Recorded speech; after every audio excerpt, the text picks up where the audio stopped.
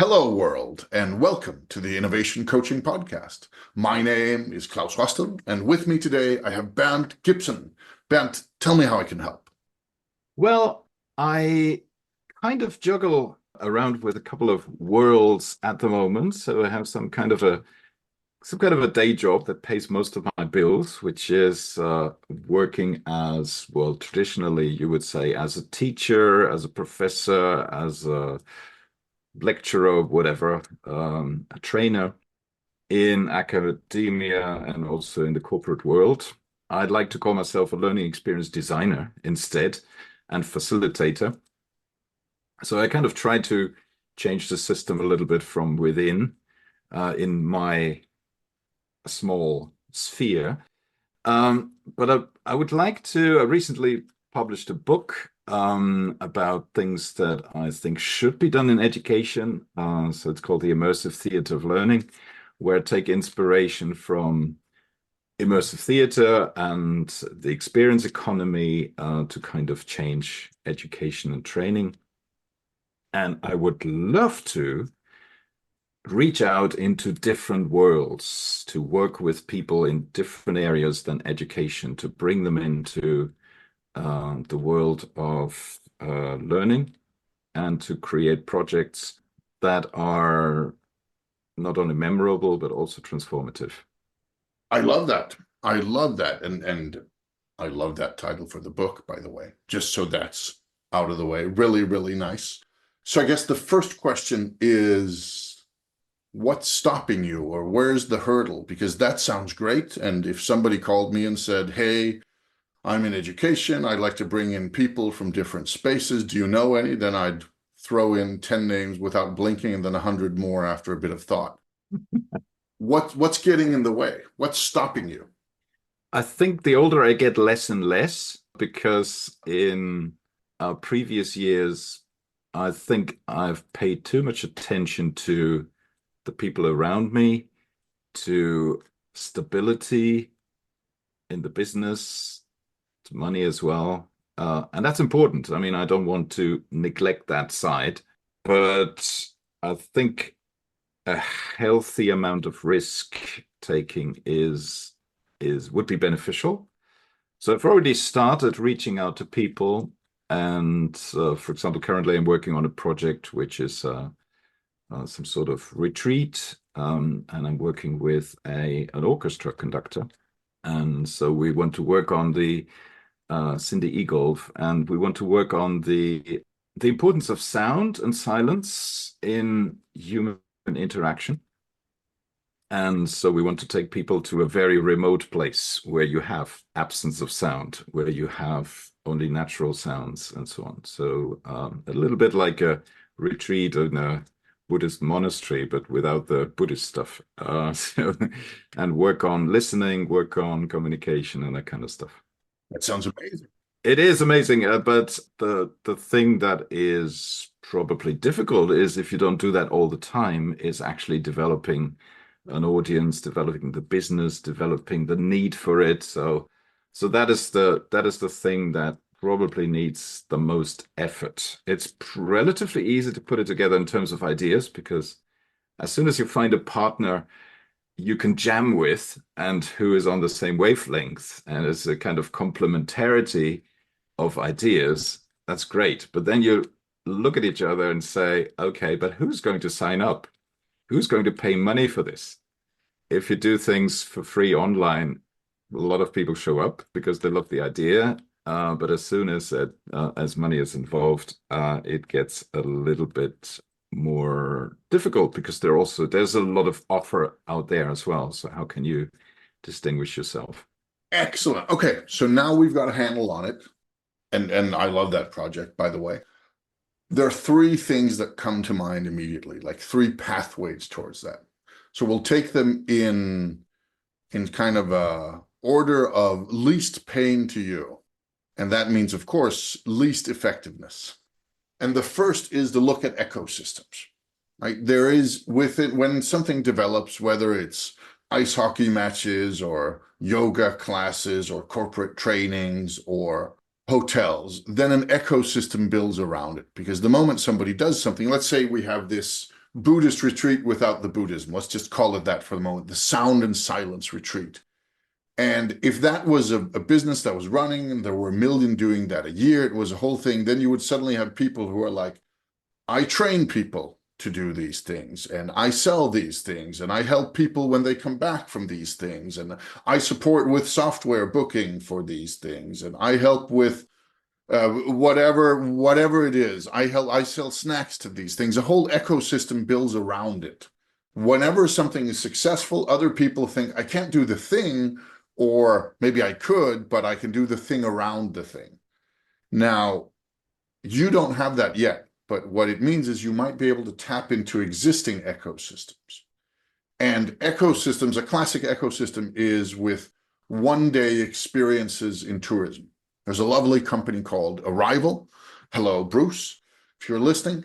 And Bruce and his team who run this Arrival, what they focus on is these one-day experiences. Basically, so you arrive at a location, could be Paris, could be Montreal, could be Sao Paulo, and you're thinking, so what now? And then you could, of course, go searching on weird local websites and find out, oh, there's an interesting walking tour. But it's much easier to go to these Viator or Get Your Guide or that sort of kind of website that's a platform that gathers thousands and thousands of these all over the world. So it means that no matter where you are in the world, if you're looking for like a one-day experience of some kind, maybe it's a bus tour, maybe it's a walking tour, you can go to Get Your Guide and you have a good chance of finding something. I went when we were interrailing. We went on to the Isle of Skye with this one-day bus tour. We found it on Get Your Guide. We had no idea what the company that ran it was, because to us it was Get Your Guide. Of course, they weren't running it. They were just the platform, but they were the connector, and they take quite a bit of the money for that. Mm-hmm. And the bus tour operator knows that, but they also bring in the customers. And that exists in many places, like find the ecosystem. And one of the things the reason I mentioned Bruce and Arrival is not only because he was a guest on the podcast, so if anybody wants to listen in, then that would be nice, but also because what they do at Arrival is they do conferences where they gather people from that ecosystem. And one thing that surprised me was how much I should have gone to that conference 7-8 years ago when I was selling events, because then that would have been an ecosystem I could tap into. Yeah. Then I had no idea it existed, but I should have done my research, and I didn't. And now I find that especially that for me was like, oh, I knew ecosystems were powerful. This was just such a nice example of here you can do all the stuff, like who's going to sign up? Reaching people directly is really hard. Mm. And that's why ecosystems matter and ecosystem companies matter. And the second part of that is what fascinated me was not only were they gathering this ecosystem, but there was all sorts of operators in there. They were the ones who took care of distribution without accounting. They were the ones who did reservation technology. They were the ones who helped do marketing for destinations, but not for specific tours. There were all this there's an ecosystem. And once you tap into that ecosystem, you find out that there are plenty of players who can help you along. Yes, they'll take money, some of them, a lot of it, but they can help you along the way. So that'd be my one suggestion is find out what ecosystem can you tap into? Mm-hmm. Where are people already going to find experiences like multi-day retreat experiences? And then can you tap into that, even though it'll cost you some of the money, because then you'll be put in front of these people and some of them are already willing to pay. Number one. Number two option is to ally yourself with a partner. Just as you said, oh, but it's not hard to come up with ideas. Once you have a partner, you can start ping-ponging and you can start creating things. We all know that. And then usually what happens is that people will say, oh, I have a thing, or we have a thing. It's beautiful. It's magical. It's amazing. Now we just need somebody to sell it.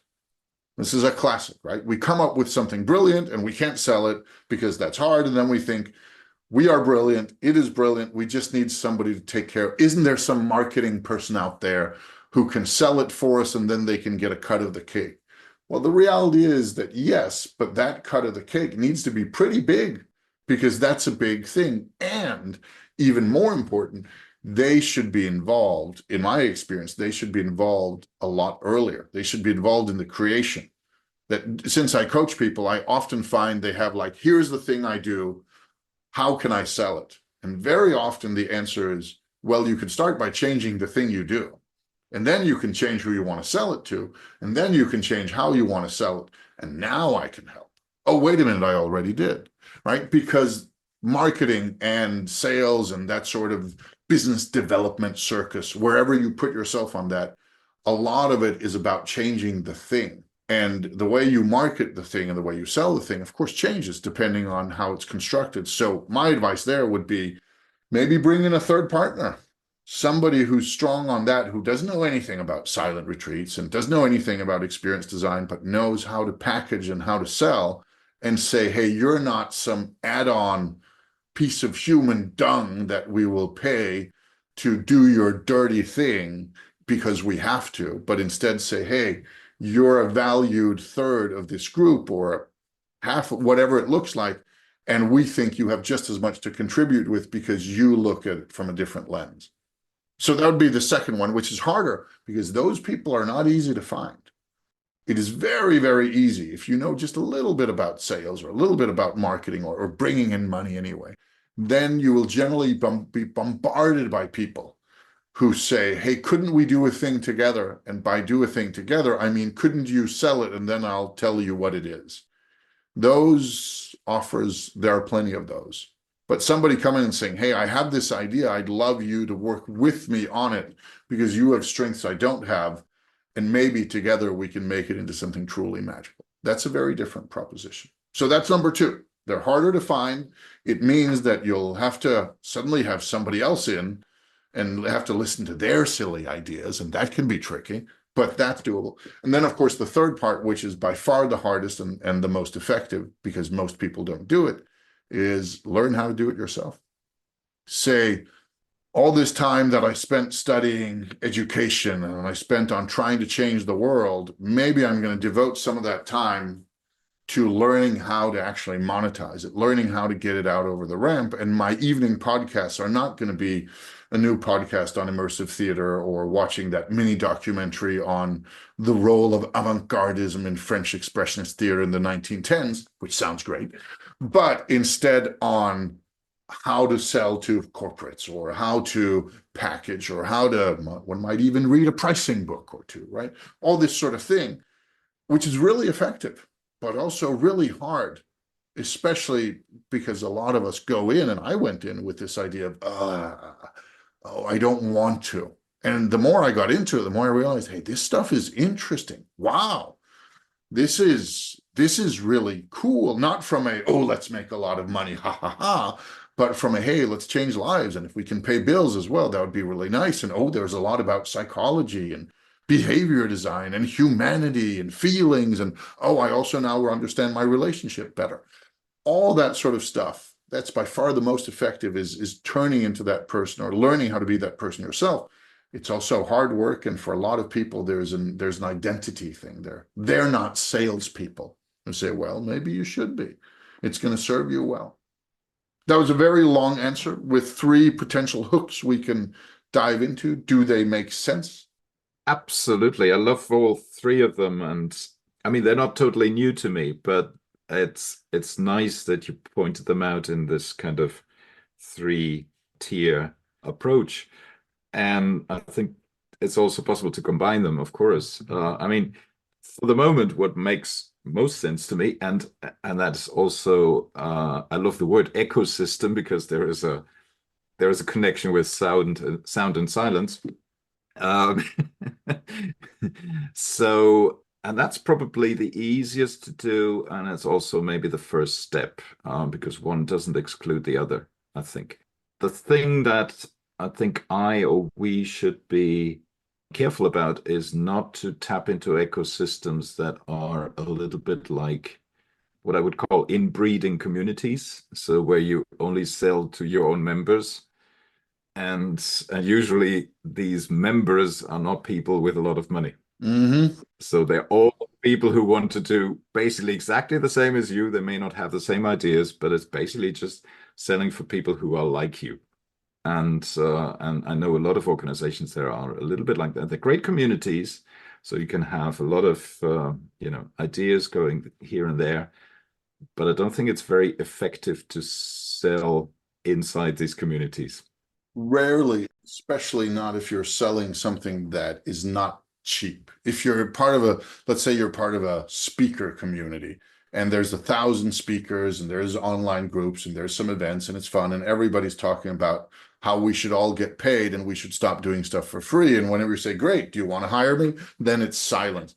There, if you're doing, let's say you're doing online course for how to become a better speaker, maybe by changing your body language or learning about tone of voice, then sure, you can charge 10 or 20 euros for that, but you probably can't charge 600 for most of them. Some, yes, but most of them will not be in a place where they have that. And it's also one of the things that we sometimes, when we at the College of Extraordinary Experiences talk about community, is that the best communities are not only the ones where you feel connected to people, but are the ones where opportunity comes to you by being there instead of is taken from you, or rather that you're not being sold to, but you are getting the opportunity to do new things, whether it's earn money or go on interesting trips or meet interesting people, because that makes people stay.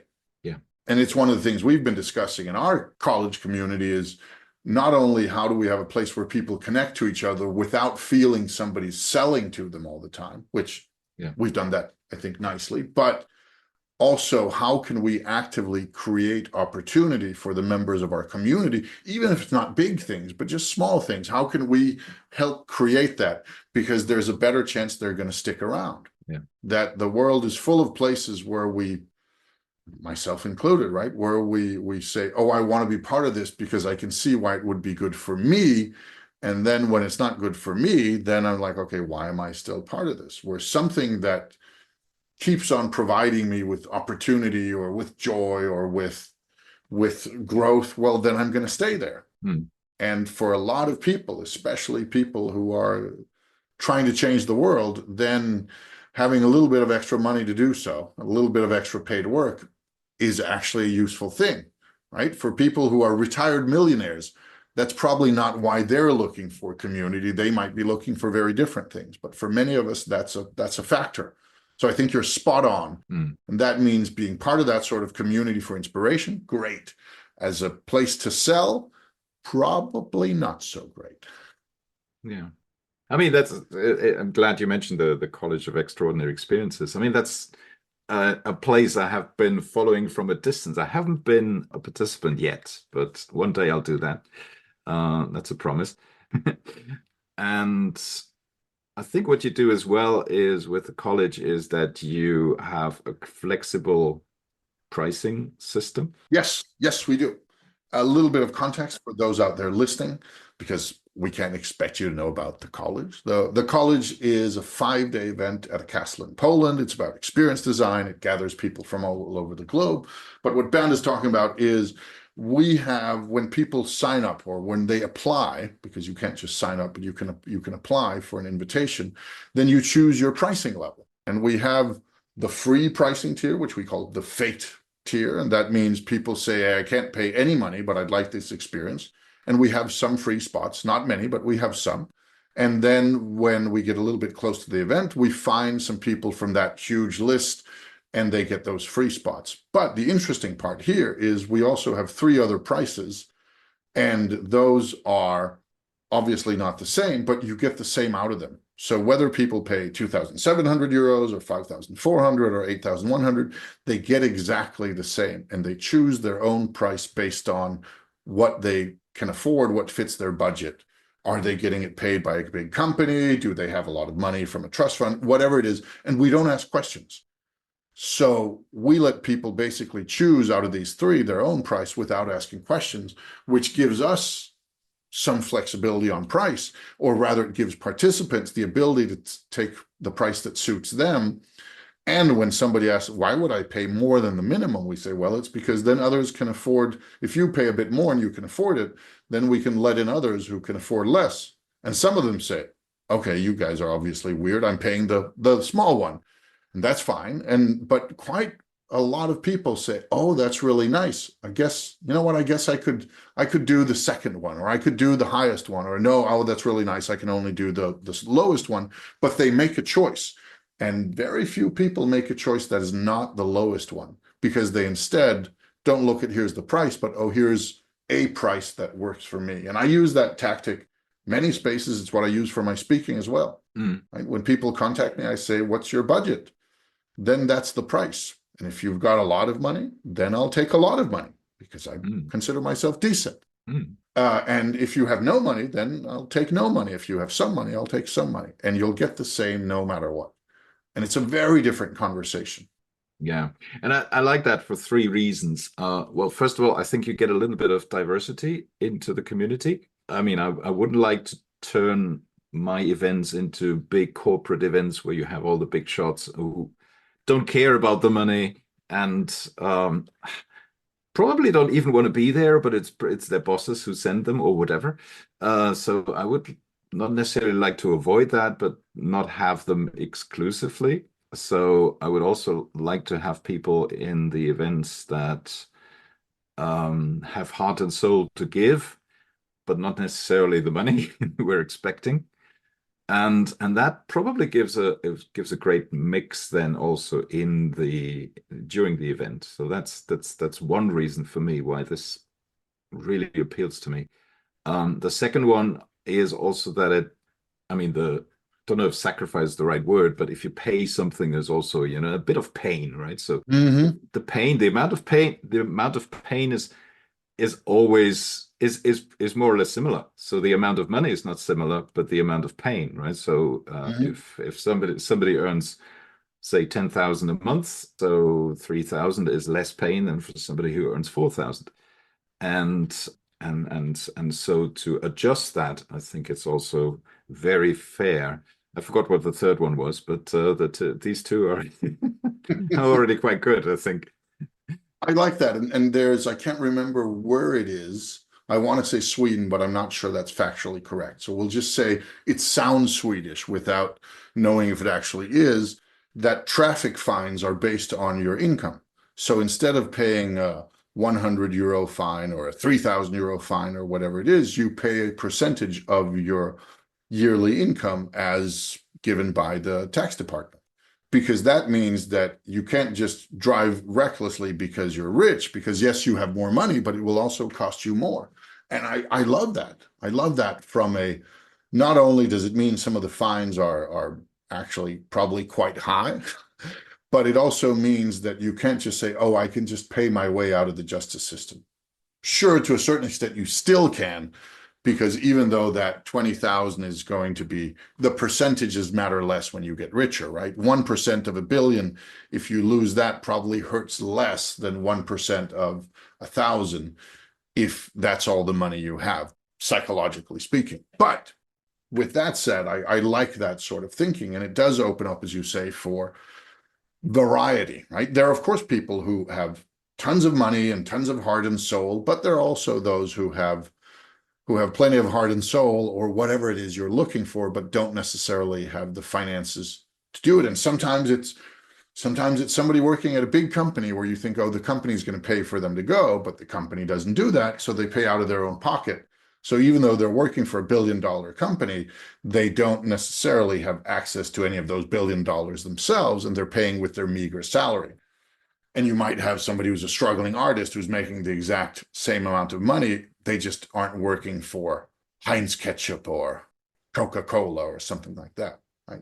No. So it definitely makes it easier to get some variety in participants, which is something we try to do at the college and is something many events do. So I like it as that.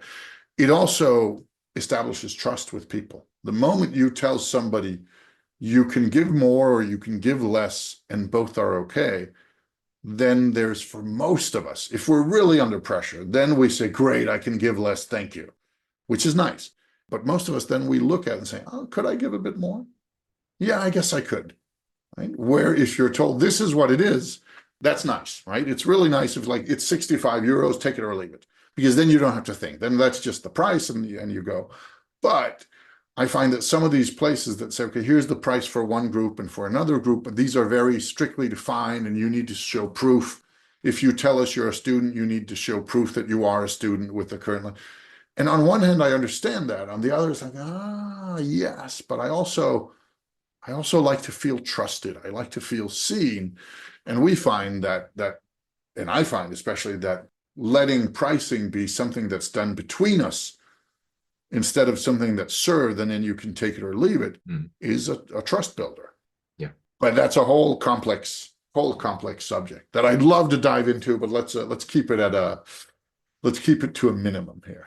Yeah. And I remember the third one now, which is basically the long-term view or the midterm view, because somebody who may not be able to pay at all or much at the moment may get openings into a totally different career or whatever, and then may become a paying visitor at some stage, or also an ambassador of the stuff you do, and reach out to other people and talk about it, and so on. So that's also the idea of creating a community of, I don't know, alumni or whatever to actually spread the news. Definitely. And we've even had at the college, not many, but we've had few that have reached out and said, hey, you allowed us to come for free because we didn't have any money. Now we have a bit more. Here's €1,000 for you, the group, as a gift. It's not what the event was worth. It was worth much more, but it's a gift we can give you, and thank you for giving us the gift. That was really nice. Yeah. Right? The first time we experienced that was a really, really nice. That was like, wow, you didn't have to. And again, it's this, you didn't have to do that, but they did. And that was super motivating and super encouraging, because that's rare. It does happen in other spaces, but it's rare that sort of thing happens. Moving away from that for a moment, I think let's talk about one thing that might make it also easier to get it out there, whether you choose option 1, 2, or 3 of these 3 pathways, is that one of the things I've found where I've failed massively myself, and I'm trying to get better, is making it easy for people. And if I go you and say, hey, Ben, I can help you. Just let me know what you need. Let me know what your budget is. Let me know what you want to accomplish, and then we'll figure it out. That's a huge ask, right? It's a huge, huge ask. Where if I say, Ben, do you want 45 minutes of free coaching? You can take it or you can leave it. And then you pick a time, which is how we ended up here, right? That's easier. And if we want to make it even easier, then I say, Ben, on the 16th of July, at 3 p.m., I have 45 minutes. They're yours if you want them. Here's the price, or maybe the price is free, or it doesn't matter, but here's the offer. Take it or leave it. There's no discussion. It's a yes, no answer. Then you might say no because, oh, I'm on vacation that day, or I don't like that price, or I don't like that time, or I don't like you, or I'm not in the mood for whatever it is. But it's at least easy for you. Where I find that it's very tempting when you're selling something to try to make it easy for people by giving them too many options. Where if you give them very few options, then it's a yes, no answer. And it's like, do you want this thing? Yes or no? Not, do you want a thing that could be this thing, or it could be another thing, or it could be a third thing, and we could bring in others to help, and maybe which is great for co-creating complex things. But when it's relatively, when you can package it in a way so it's like take it or leave it, then it is really, really nice. It's one of the things I love about the college. I can say, this is the date, this is the event, these are the prices, a little bit of choice, but it's take it or leave it.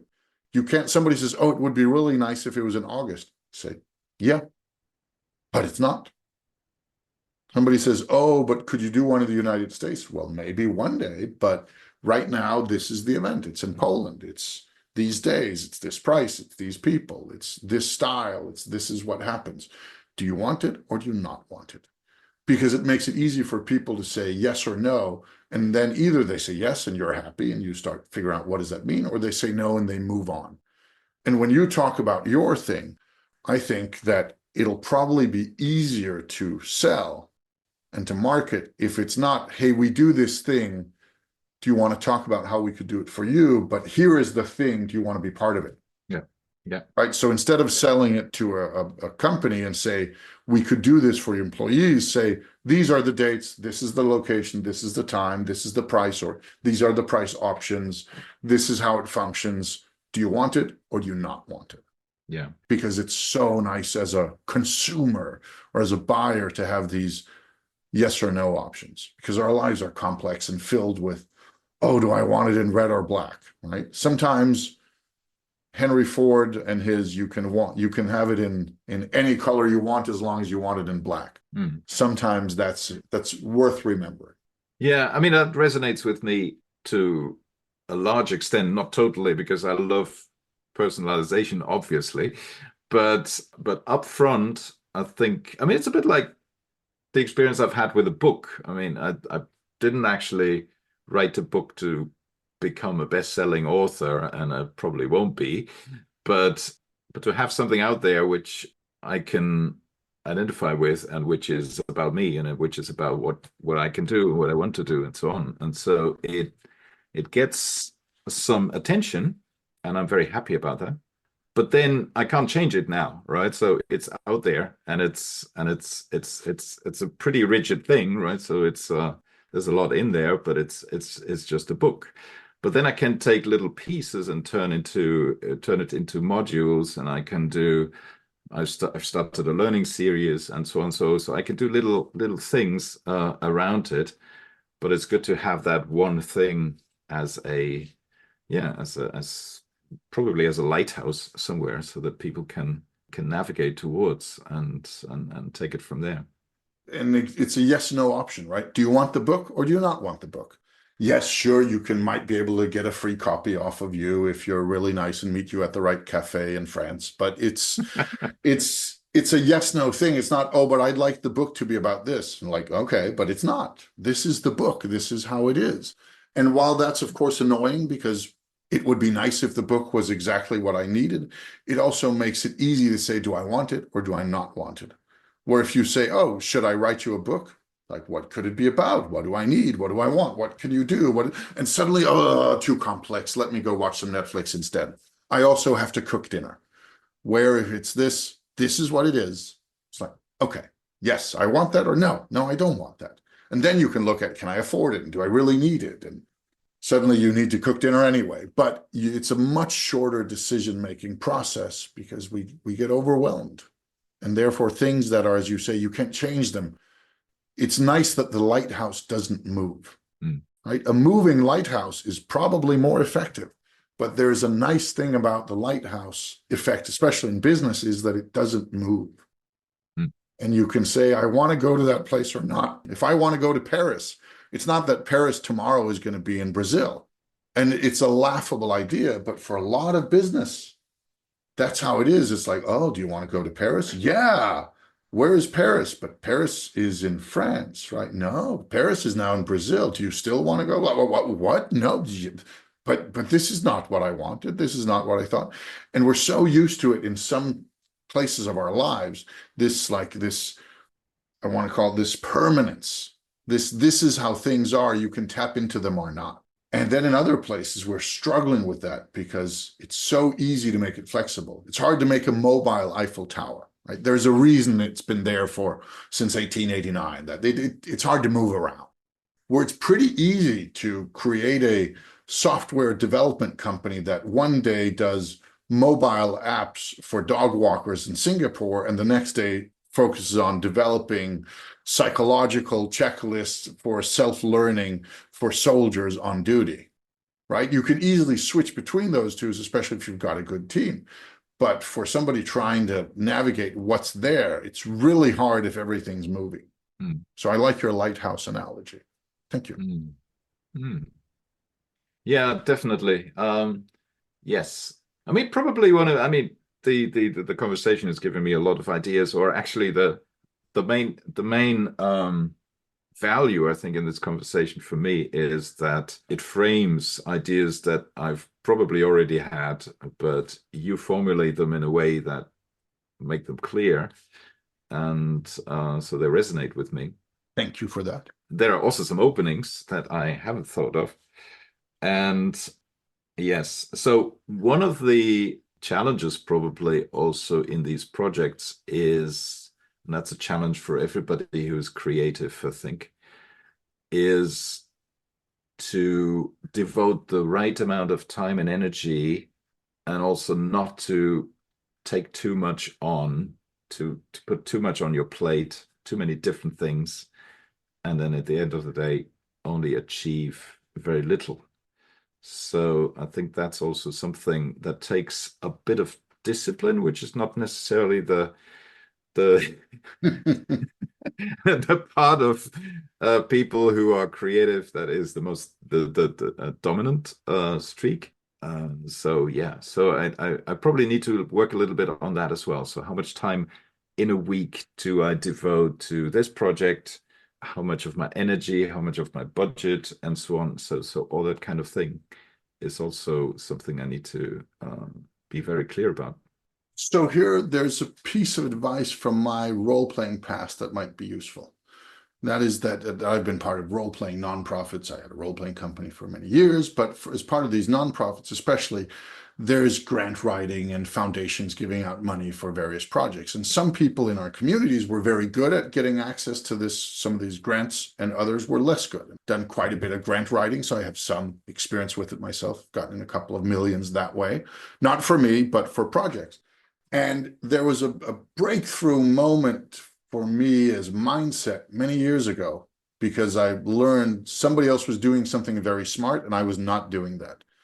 And essentially that if you write a grant, right, you come up with an idea, we'd like to create this, for example, this silence and sound retreat, the Buddhism without Buddhism. I love that. And we'd like to get some money for it from somewhere. Then there are two ways of doing it. One is to make the absolute minimum, figuring out, okay, this place we want to go, can we actually go there? This thing we want to do, is it actually possible? Like finding out, the sketching out the bare minimums of it, and then writing the grant application, or in this case, doing the marketing or whatever it is, however you get the money. In the role-playing past, it was easy because you'd write a grant application and they'd either say, yes, here's all the money, or yes, here's some of the money, or here's none of the money. And the people who were smart did that. They said, here's an idea. Let's make sure the idea is possible, so we're not trying to do something we can't. And then let's see if there's money. And then if we get the money, then we do the work. What most of us did was we came up with an idea. And then while we were working on that idea, we would say, oh, wouldn't it be nice if somebody else paid for it or part of it? Oh, there's grants out there that might help us.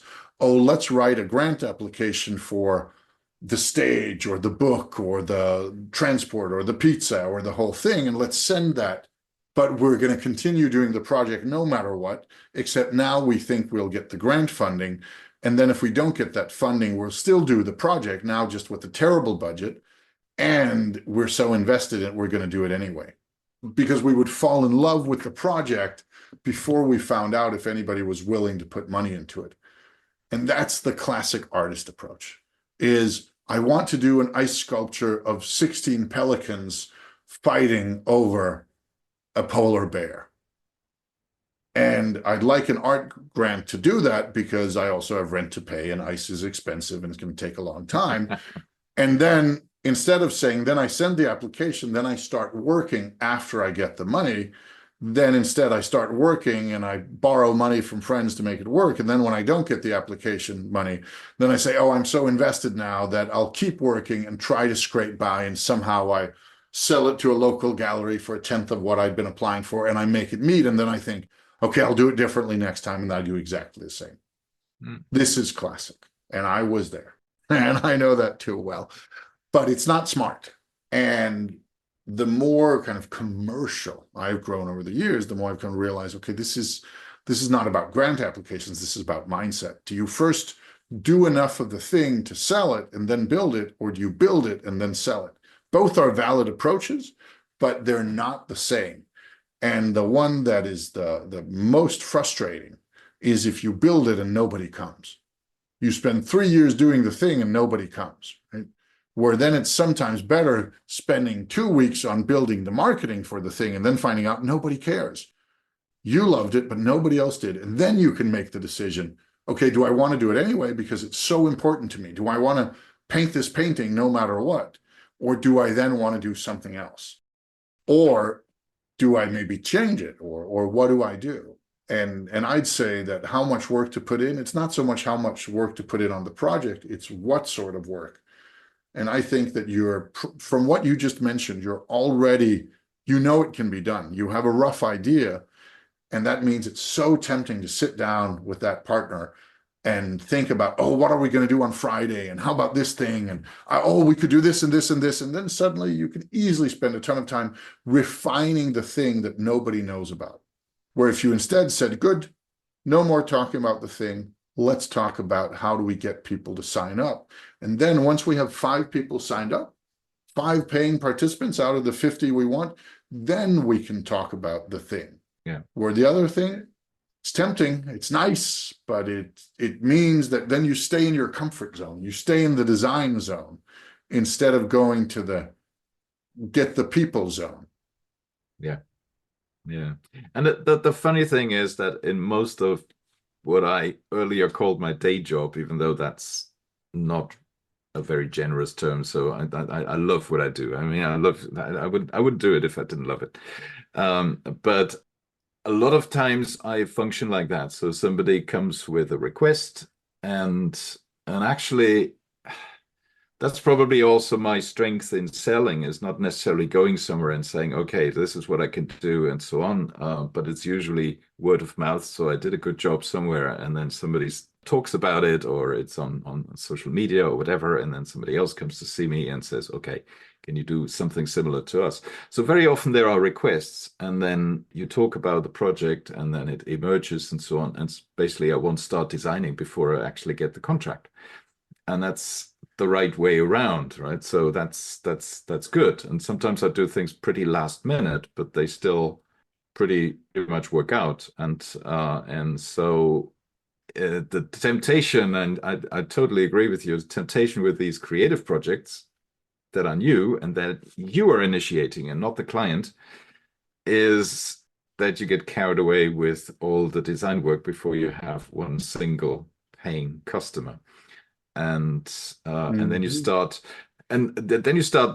thinking also, yeah, and then you don't want to stop, right? So you do it anyway. We talked about the flexible pricing. I see a risk there as well. So if you have that flexible pricing, but nobody pays the higher range, then you have to decide, well, we have 6 paying participants, but 3 of them for no money and 2 of them for the for the first. Is it still worthwhile, or can we disappoint the 5 people? And so all these are decisions to be made very early in the project, and then you also need to stick to them and be realistic. Yes.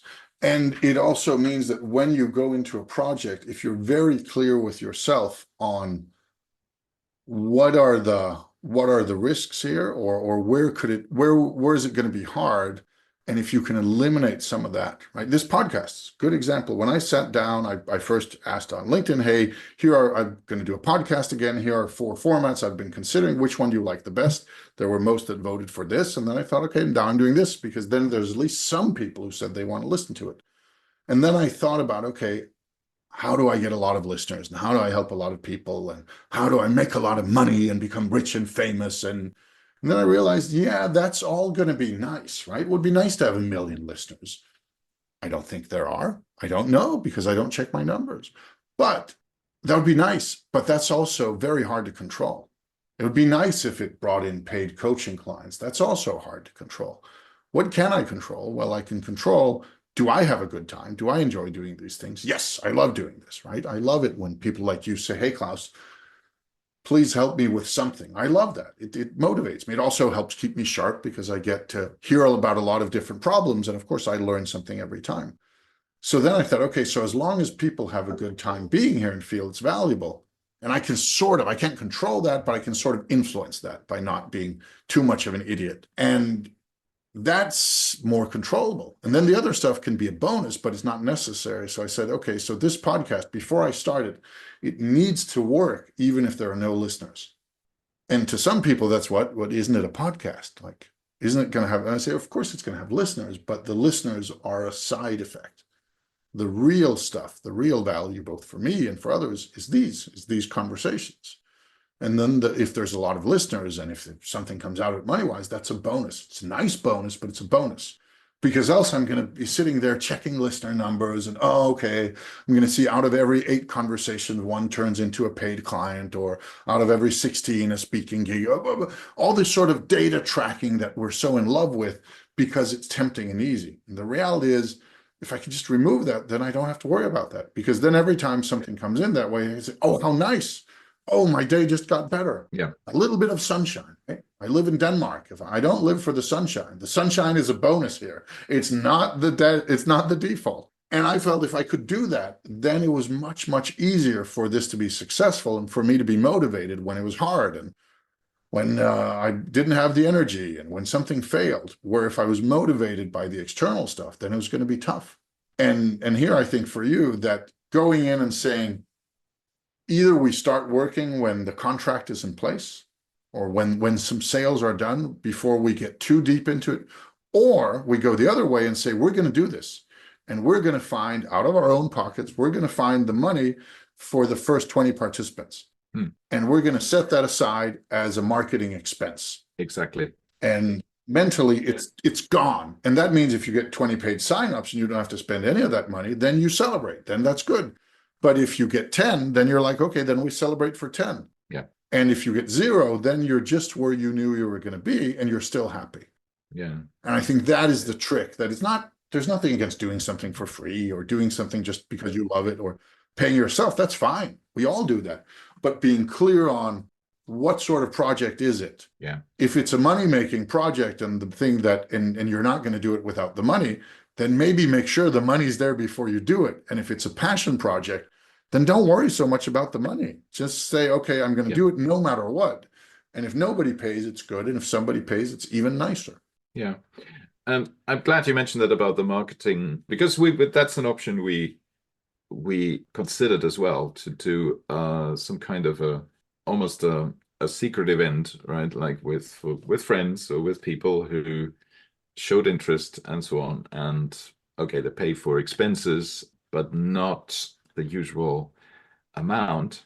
But they would also agree to give us feedback. So kind of a test run, right? So kind of they would also agree to be on footage that we would share. So yes, so basically just have time, try it out, try the project out, and then also have something you can show. We've done it before, so we've had experience in it. So it's not about okay, you're going to be the guinea pigs, but you have to pay 5,000 euros for it. So, but it's it's been done, and here's the evidence.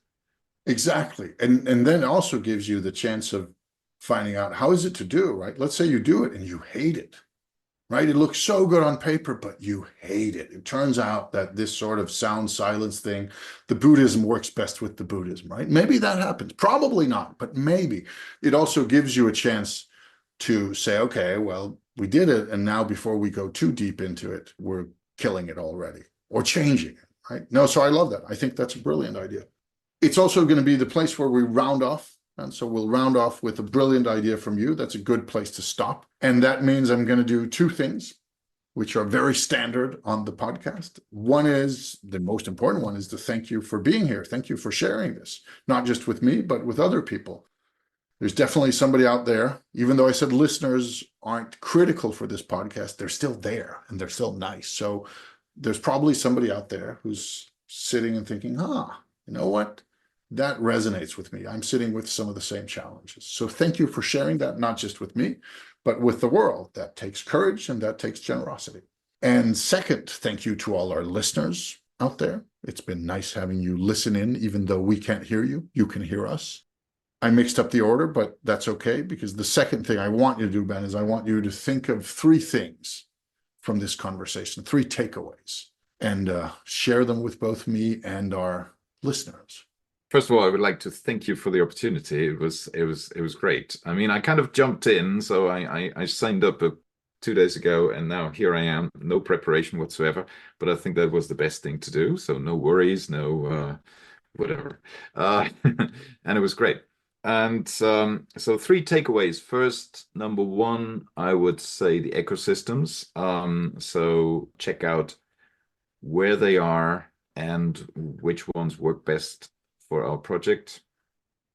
Second takeaway, deciding what you can do for free, but then also what is the value for yourself in terms of publicity, in terms of getting feedback, learning something, or whatever it is. So having fun, having sunshine, as you said. And the third takeaway is that the lighthouse is doesn't move. So to have a clear offer out there. So thank you very much for that. There are probably more, but these are the three that come to my mind first.